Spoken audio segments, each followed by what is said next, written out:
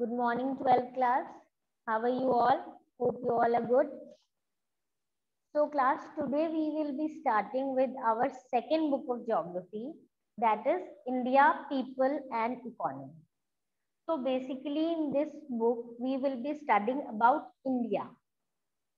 Most of the important aspects related to geography in concern with India will be basically done in this chapter. Okay, so in this chapter, as I said, we will be basically looking into India and its geography, its economy. Basically we have already have an idea कि जो geography है वो हर चीज से related होती है. So here we will understand about India.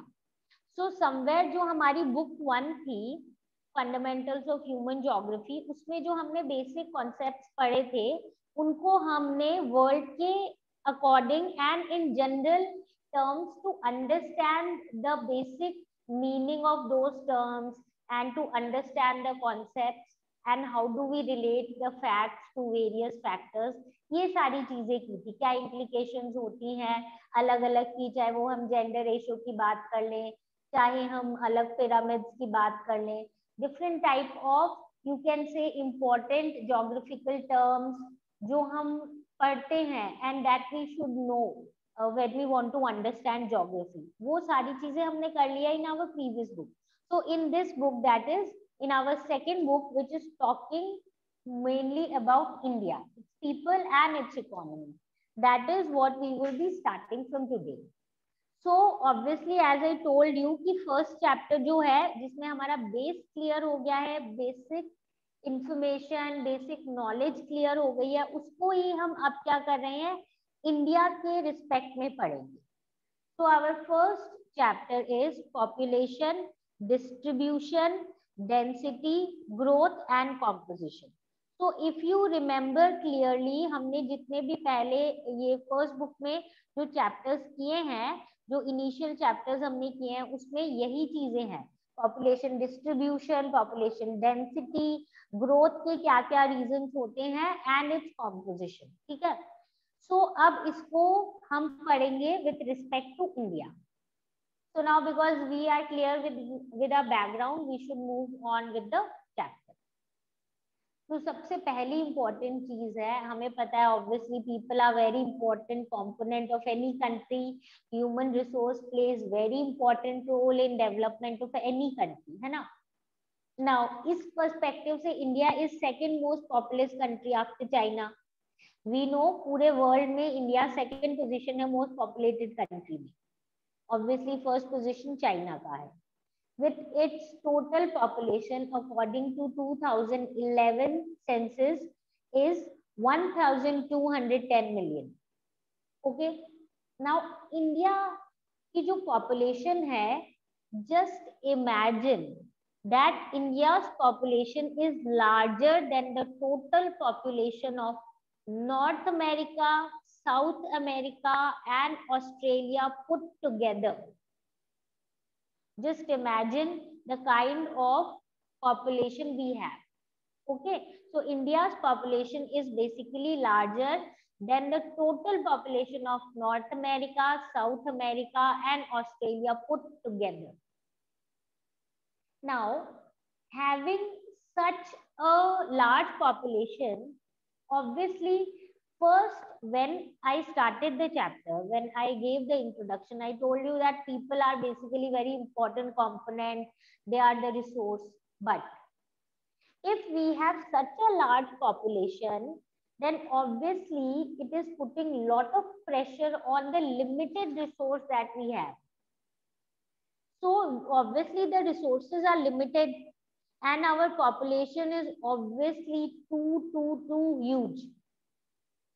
So ये जो हमारी इतनी बड़ी large population है, it is not only responsible for causing lack of resources for itself, but also it is responsible for many socio-economic problems in the country. Because अगर एक section में problem है, अगर सबके पास sources नहीं आ रहे हैं, तो ऑब्वियसली सोसाइटी में, इकोनॉमी में प्रॉब्लम्स होगी ही होगी। सोसाइटी डिवाइड हो जाएगी between have and have not, that is rich and poor. Economically भी one and the same thing की जो सोसाइटी है उसमें किसी के पास तो बहुत रिसोर्सेज की अवेलेबिलिटी है और किन्हीं के पास है ही नहीं। सो दैट मीन्स ये जो इतनी बड़ी हमारी पॉपुलेशन है, it is causing lot of problem.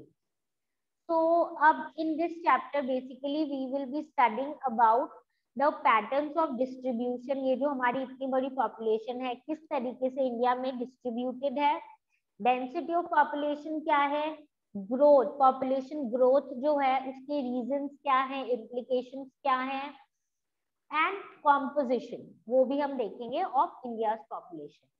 So before moving on to these concepts, एक चीज और क्लियर कर लेते हैं कि हमें पॉपुलेशन का जो डेटा है वो कहाँ से मिलता है। Obviously we get it from census. तो सेंसस ऑपरेशन एवरी 10 years में होता है अपनी कंट्री में। जो फर्स्ट पॉपुलेशन सेंसस था वो 1872 में कंडक्ट किया था, बट वो कंप्लीट सेंसस नहीं था, उसमें काफी जो इंडिया के पार्ट्स हैं वो रह गए थे। तो कंप्लीट सेंसस जो है इट स्टार्टेड इन 1881 और उसके बाद every 10 years we have census. Okay, now let us move on to the specific topic जो हमने बोला, distribution, density, population growth and the composition regarding India's population. इस पे आ जाते हैं। तो जो अपना फर्स्ट टॉपिक है, as you can see on your screen, is population distribution. How is population distributed? What are the patterns of distribution of the people of India?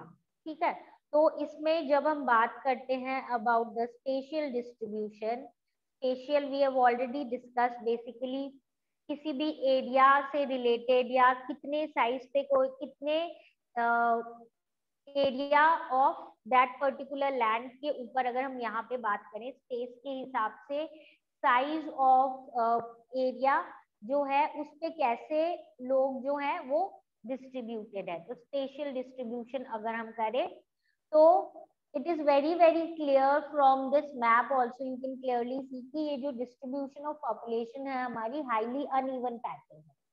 Uneven मतलब कहीं पे तो बहुत ज्यादा लोग हैं और कहीं पे क्या है बहुत कम लोग हैं। So the percentage shares of population of the state and union territories in our country show that Uttar Pradesh has the highest population, followed by Maharashtra, Bihar and West Bengal.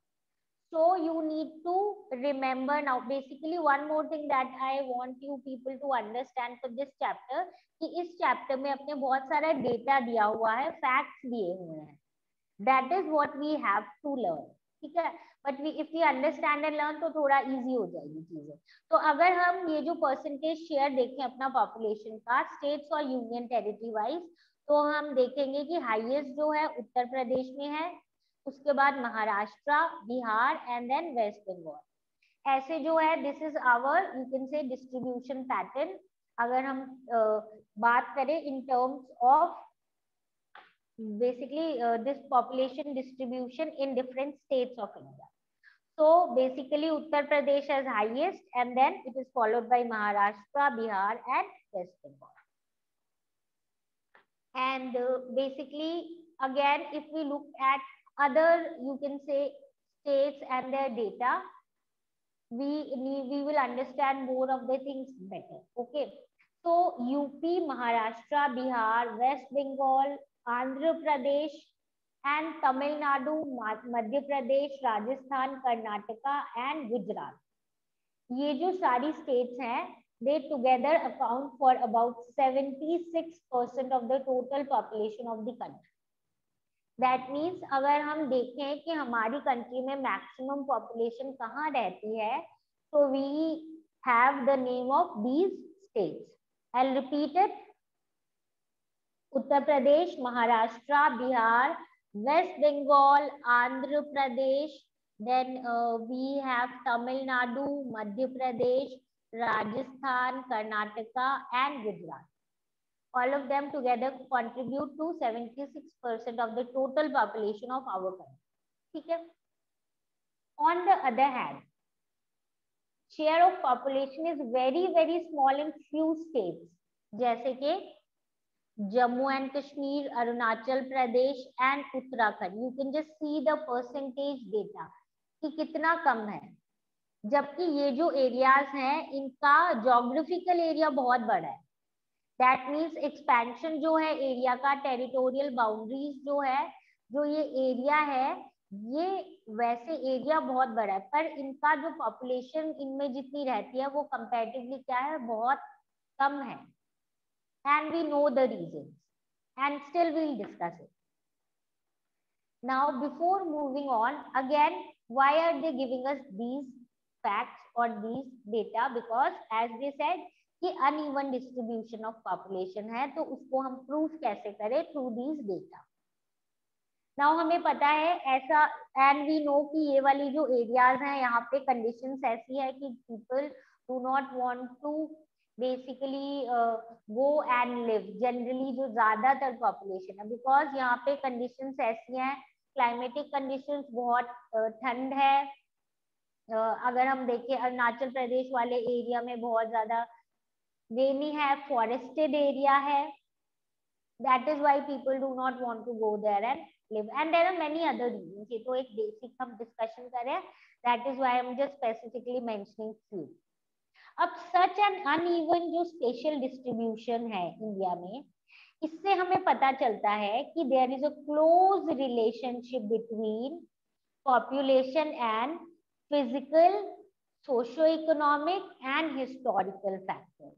यानी कि 3 फैक्टर्स हैं that are really important if we talk in terms of the reasons behind the uneven distribution of population. और ये है physical, socio-economic and historical factors. So just remember physical, socio-economic and historical. ठीक है, ये these 3 factors are mainly responsible for uneven distribution because there is a close relationship between the population and the physical, socio-economic and historical factors. यानी इन factors अगर favourable लगे लोगों को तो वहां पे पॉपुलेशन ज्यादा होगी, और अगर फेवरेबल नहीं लगे तो पॉपुलेशन कंपैरेटिवली क्या होगी, उतनी ज्यादा नहीं होगी। अब अगर हम इनको थोड़ा डिस्कस करना चाहें तो अगर फिजिकल फैक्टर्स की बात करें तो हमें पता है क्लाइमेट जो है वो एक इम्पॉर्टेंट फैक्टर प्ले करता है। जो वहाँ की टेरेन है, मतलब माउंटेनियस है या प्लेन है, वो इफेक्ट करती है कि लोग कितना वहां जाके रहना चाहेंगे। अवेलेबिलिटी ऑफ वाटर जो है वो डिटरमाइन करती है पैटर्न ऑफ पॉपुलेशन डिस्ट्रीब्यूशन। ठीक है, तो लेट अस अगेन अंडरस्टैंड, मैंने अभी बोला कि 3 factors are responsible, the 3 factors were physical, socio economic and historical. तो ये जो 3 फैक्टर्स है इसमें से अगर हम फर्स्ट फैक्टर की बात करें दैट इज फिजिकल, तो हमें पता है कि जो फिजिकल फैक्टर है उसमें अपना क्लाइमेट आ जाएगा। अगर क्लाइमेट अच्छा है, मॉडरेट है, people will want to live there more. वहाँ की टेरेन कैसी है, माउंटेनियस है या प्लेन है, वहाँ पे वाटर कैसा है। हमें पता है इंडिया की अर्लीस्ट सिविलाइजेशन जो है, इंडिया की क्या वर्ल्ड की सारी वाटर के पास क्या होती है, स्टार्ट होती है। क्यों?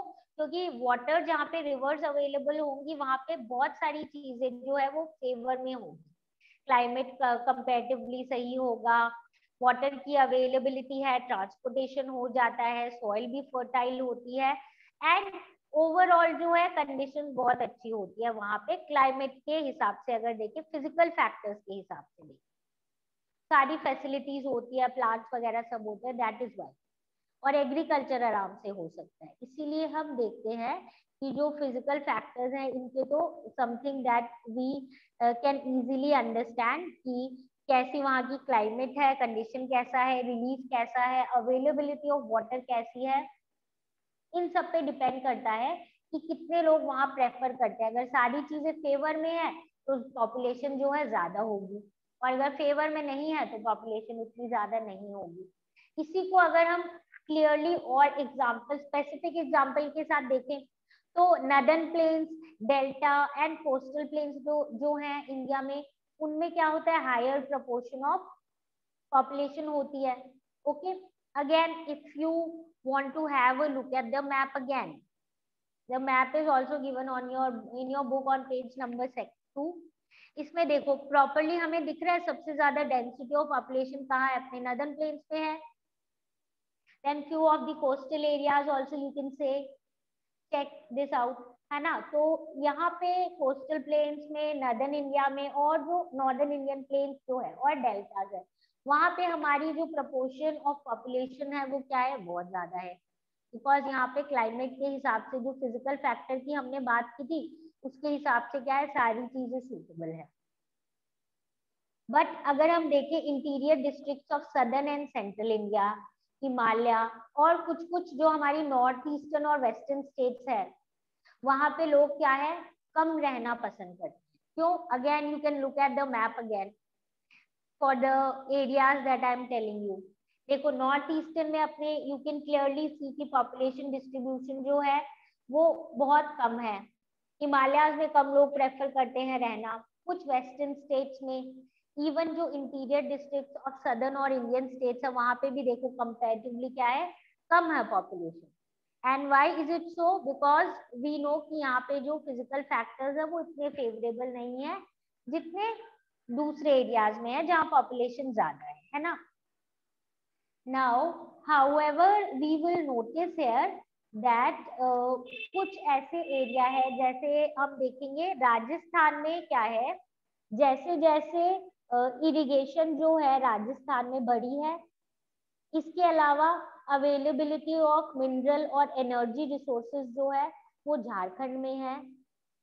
डेवलपमेंट ऑफ ट्रांसपोर्ट नेटवर्क हो गया है पेनिनसुलर स्टेट्स में. इनके कारण क्या है, इन एरियाज में जहाँ पे पहले कम पॉपुलेशन थी, मॉडरेट थी, वहां पे अब हाई कंसंट्रेशन ऑफ पॉपुलेशन हो रही है. ठीक है, तो पहले ये जो एरिया थी ये बहुत थिनली पॉपुलेटेड थी. That means we here need to understand that what is happening with time, if conditions become favorable, then initially जो चीजें जहाँ पे लोग कम प्रेफर करते थे रहना, वहां पे लोग जो है वो ज्यादा रहना अब पसंद करते हैं. तो इसमें अगर हमसे स्पेसिफिकली पूछे तो वी नो कि ये जो एरियाज हैं ये है हमारी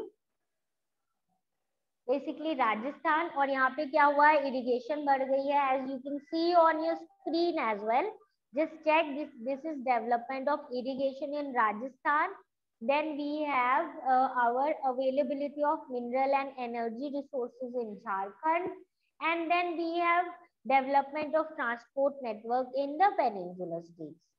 ठीक है, तो इन एरियाज में ये ऐसी एरियाज है जहाँ पे जो मॉडरेट से हाई कंसंट्रेशन ऑफ पॉपुलेशन हो गई है, जहाँ पे पहले क्या थी, पॉपुलेशन बहुत कम. ओके, तो सिंपल अपने को समझने की जरूरत है कि अगर पॉपुलेशन कहीं कम है या ज्यादा है तो उसके ऑब्वियसली रीजंस हैं. ओके, ये तो हमारे फिजिकल फैक्टर की बात की थी हमने. अब अपने सोशियो इकोनॉमिक और हिस्टोरिकल फैक्टर्स कैसे इफेक्ट करते हैं या कैसे कनेक्टेड है विद द पॉपुलेशन डिस्ट्रीब्यूशन, वो भी देख लेते हैं. हमें पता है कि इसमें जैसे जैसे एग्रीकल्चर में इम्प्रूवमेंट होता है ऑब्वियसली पॉपुलेशन डिस्ट्रीब्यूशन इफेक्ट करेगी, है ना. Now among the socio economic and historical factors of distribution of population, few of the important ones are, first है evolution of settled agriculture and agriculture development.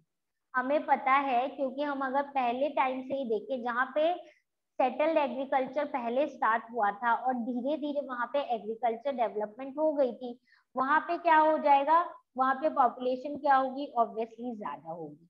ठीक है, और अगर हम इसी चीज को और चीजों में भी पढ़े कि पैटर्न ऑफ ह्यूमन सेटलमेंट कैसा रहा है, तो सोशल कंडीशन के हिसाब से, इकोनॉमिक कंडीशन के हिसाब से और हिस्टोरिकल कंडीशन के हिसाब से, यानी पहले लोग कैसे सेटल थे, उसके बाद उनकी सोसाइटी कैसे है, मतलब पीसफुल है उस टाइप के एरिया तो लोग वहां पे प्रेफर करेंगे रहना. सोशल कंडीशंस कैसी हैं उसके हिसाब से भी ऑब्वियसली लोग प्रेफर करेंगे वहां रहना. उस एरिया में डेवलपमेंट कैसी है, ट्रांसपोर्ट नेटवर्क की, इंडस्ट्रियलाइजेशन कैसी है, अर्बनाइजेशन कैसी है. इन सब फैक्टर्स पे भी डिपेंड करता है कि पॉपुलेशन कैसे डिस्ट्रीब्यूटेड है.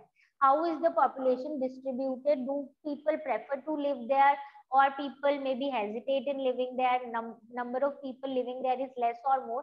इन सब फैक्टर्स पे डिपेंड करता है. ठीक है, तो सोशो इकोनॉमिक और हिस्टोरिकल फैक्टर्स में अपने आ जाएगा evolution of settled agriculture and agriculture development, second pattern of human settlement, and third development of transport network, industrialisation and urbanisation. ठीक है, तो आई सपोज इतना अपना क्लियर हो गया. अब देखो इसी को आगे पढ़ते हैं हम.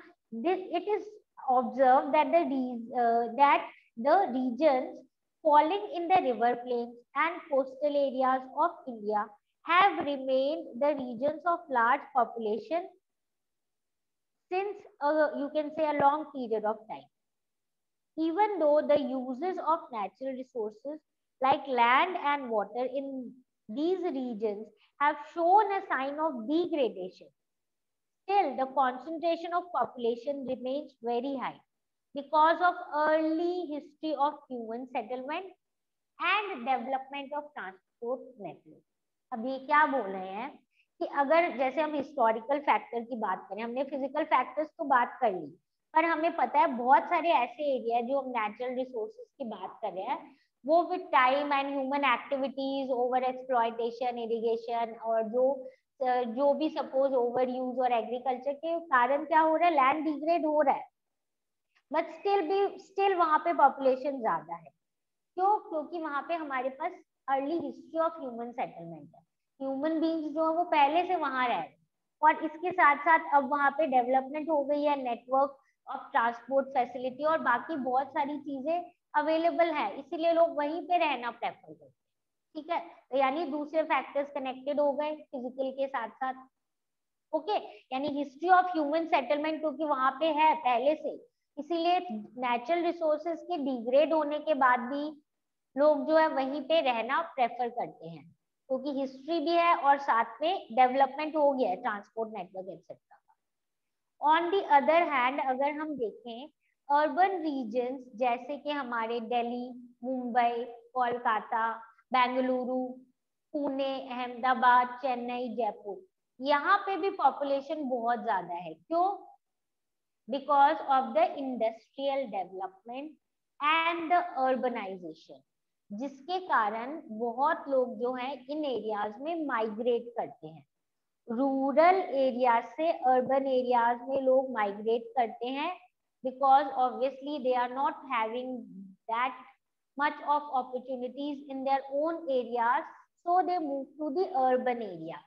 और urban areas इसीलिए जो अपने दिल्ली, मुंबई, कोलकाता, बेंगलुरु जैसी एरियाज हैं, यहाँ पे बहुत हाई कंसंट्रेशन ऑफ क्या होता है, पॉपुलेशन दैट लिव है. ओके, और this is what we have already discuss कि साइंस ऑफ डिग्रेडेशन के बाद भी यहाँ पे जो है कॉन्सेंट्रेशन ऑफ पॉपुलेशन ज्यादा है.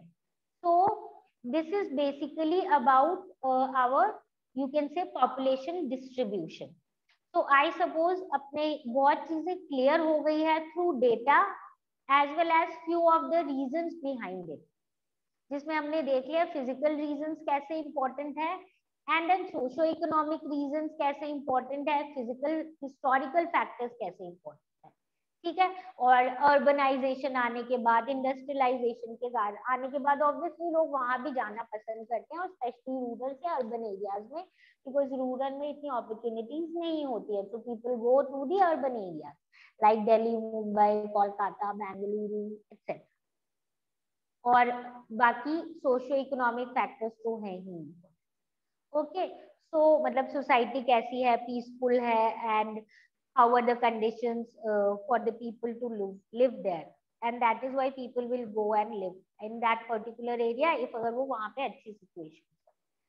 सो with this we have completed the topic population distribution.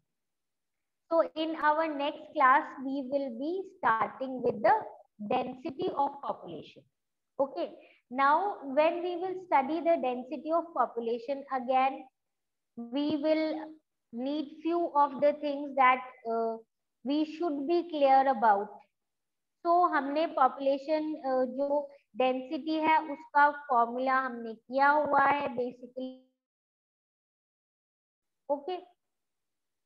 So again, when we will talk about the density of population, we will again understand a few important things. Okay, few important things कि वही जो density of population है वो somehow किससे related होगी अपने ये पिछला वाला जो topic है. कौन सा है अपना पिछला topic? This is basically the distribution of population. तो हम देखेंगे कि वैसे तो हमने बोला है कि इस एरिया में पॉपुलेशन ज्यादा है या दूसरे एरिया में पॉपुलेशन जो है वो कम है, पर जब हम उनका डेंसिटी ऑफ पॉपुलेशन निकालेंगे तो डेटा क्या हो जाएगा, थोड़ा सा डिफरेंट हो जाएगा फ्रॉम द यू कैन से प्रीवियस. मतलब यूपी हाईएस्ट है तो बट यूपी का एरिया बड़ा है तो उसकी डेंसिटी ऑफ पॉपुलेशन जो है वो कैसे वेरी करेगी, कहाँ पे हाईएस्ट डेंसिटी ऑफ पॉपुलेशन होगी और कहाँ पे जो है कंपैरेटिवली डेंसिटी ऑफ पॉपुलेशन जो है वो कम होगी. So as I said that before moving on to this our new topic which is density of population, I want you all to have a kind of division of जो हमने density of population कैसे निकालते हैं उसका implication क्या होता है. It is basically express person per unit area, basically पर स्क्वायर किलोमीटर एरिया में कितने लोग रहते हैं, that is what is more important. और डेंसिटी ऑफ पॉपुलेशन जो है अपने को और बहुत सारी चीजें जो है वो इम्प्लाई करती है इन टर्म्स की कितने एरिया में लगभग अराउंड कितने लोग जो हैं वो उतने अवेलेबल रिसोर्सेज को यूज करेंगे. Okay. And then with this we will also study two more you can say terms of geography या फिर पॉपुलेशन जो अपनी डेंसिटी है उसी से रिलेटेड हम दो नए चीजें नए फॉर्मूला सीखेंगे जिससे कि अपने को पता चल जाएगा about the physiological density and the agriculture density. ठीक है. तो physiological density and agricultural density will be something which we will study in our next class and we will also study about their implication. मतलब हम जब हमें density of population पता ही है तो हम अलग से फिजियोलॉजिकल डेंसिटी ऑफ पॉपुलेशन क्यों कर रहे हैं या एग्रीकल्चरल डेंसिटी ऑफ पॉपुलेशन क्या कर रहे हैं, व्हाट इज द नीड और व्हाट इज देयर इम्प्लीकेशन. ठीक है. So we will understand more about India's situation in terms of population. Today we had just a kind of discussion about basically what is the position of India in terms of population. और India के अलग अलग states के हिसाब से अगर हम बात करें तो इंडिया का जो पॉपुलेशन डिस्ट्रीब्यूशन है वो कैसा है, which is the state which is having you can say highest number of people living there and which are the areas which have very low distribution of population. उसके बाद हमने इसके रीजंस कर लिए थे, मतलब कौन सी चीजें हैं जो सबसे ज्यादा इफेक्ट करती है, जिसमें हमने देख लिया था एक तो अपने फिजिकल फैक्टर्स होते हैं, socio economic and historical factors.